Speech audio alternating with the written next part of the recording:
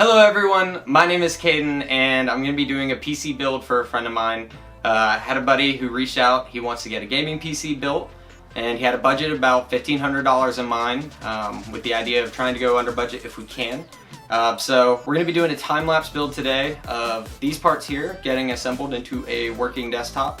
I'm going to do a quick overview of the parts that we picked and how they kind of made the budget work before we get into the time-lapse. As I said, we had a budget of about $1,500 for this build.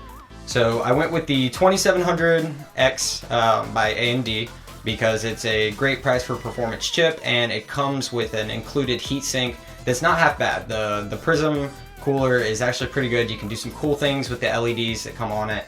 With that, we paired it with the ROG Strix X470-F gaming motherboard. That way we can take full advantage of that 2700X and we know we don't have to do any BIOS updates because we're already on the X470 chipset. GeForce GTX 1070 Ti.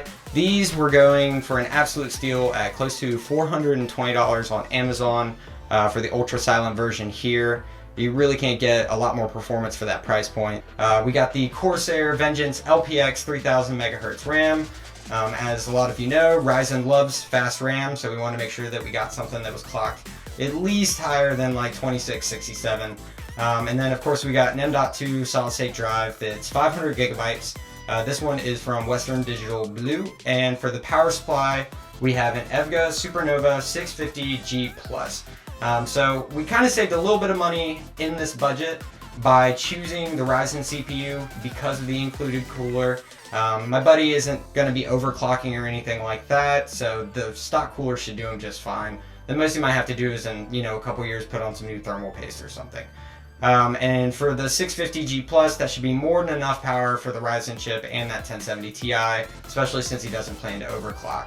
And what you see here is what is going to be installed, so there's not going to be extra load on that power supply. For the case, we went with the MasterBox Pro 5 RGB from Cooler Master. This one's got a really clean aesthetic. It's got sort of a dark mirror tempered glass look to it, so it's see-through but not totally clear see-through, so your parts kind of have a little bit of more of a mysterious look shining through with their RGBs.